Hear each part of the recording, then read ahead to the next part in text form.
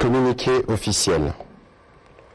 Le président de la République, chef de l'État, commandant suprême de forces armées de la République démocratique du Congo et de la police nationale congolaise, a présidé ce samedi 29 octobre 2022 à la Cité de l'Union africaine à Kinshasa, une réunion élargie du Conseil supérieur de la défense.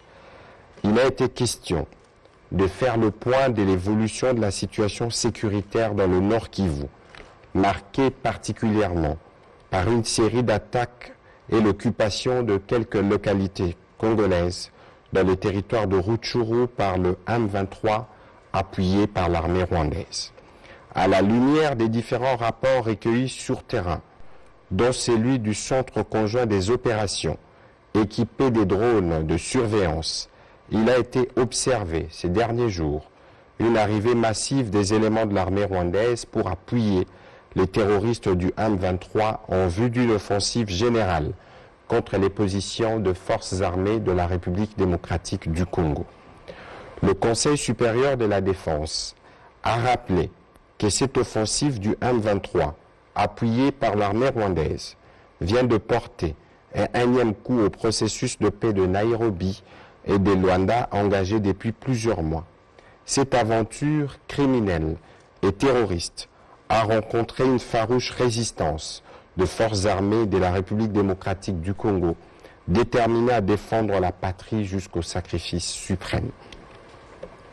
Ces affrontements ont provoqué un déplacement massif de plusieurs milliers de nos compatriotes, rendant encore plus difficile une situation humanitaire déjà préoccupante. Au regard de faits qui précèdent, le Conseil supérieur de la défense demande au gouvernement 1.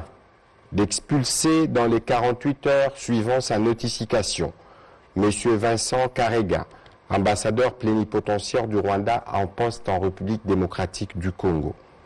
Et ce, en raison d'une part de la persistance de son pays à agresser la RDC et à appuyer les mouvements terroristes du M23 qui l'instrumentalisent à cette fin, et d'autre part du mépris teinté d'arrogance des autorités rwandaises vis-à-vis tant du processus de Nairobi et de Luanda que des recommandations de la communauté internationale, plus précisément des Nations Unies, de l'Union africaine, de la communauté de l'Afrique de l'Est, de la SADC et des partenaires multilatéraux, exigeant unanimement la cessation des activités terroristes du M23 et de tout appui extérieur à lui, son retrait sans délai ni condition des localités congolaises occupées et le retour immédiat des populations déplacées. 2. D'envoyer en toute urgence une mission humanitaire pour porter une assistance à nos populations déplacées à la suite de ces attaques. 3. De prendre de nouvelles mesures supplémentaires de restriction d'accès au territoire congolais à l'encontre du Rwanda. 4. D'accroître la force de frappe des forces armées et de sécurité. 5. De réaffirmer la volonté de la République démocratique du Congo de rester engagée dans le processus de paix de Nairobi et de Luanda en vue de restaurer durablement la paix, la sécurité et la stabilité dans la région du Grand Lac. En ces moments particuliers où l'unité nationale est menacée, le Conseil supérieur de la défense a félicité les forces de défense et de sécurité de la République démocratique du Congo pour leur bravoure et leur détermination à défendre l'intégrité territoriale de notre pays, à protéger les populations ainsi que les institutions de la République.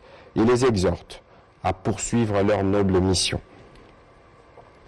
En vue de préserver l'unité nationale, le Conseil supérieur de la défense a rappelé la recommandation du président de la République, chef de l'État, celle de s'abstenir de tout type de discours, actes de violence ou de stigmatisation contre les communautés rwandophones pour ne pas prêter les flancs à l'ennemi. Il a encouragé les services de sécurité à veiller à la stricte observance de cette recommandation. Enfin, le Conseil supérieur de la défense remercie le peuple congolais pour l'élan de solidarité et de patriotisme manifesté à l'endroit de nos forces armées et de nos populations touchées par cette agression. Il a annoncé que le président de la République, chef de l'État, s'adressera à la nation dans les prochains jours.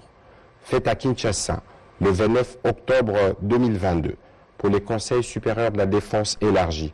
Patrick Mouaya, ministre de la Communication et des Médias, porte-parole du gouvernement. Je vous remercie.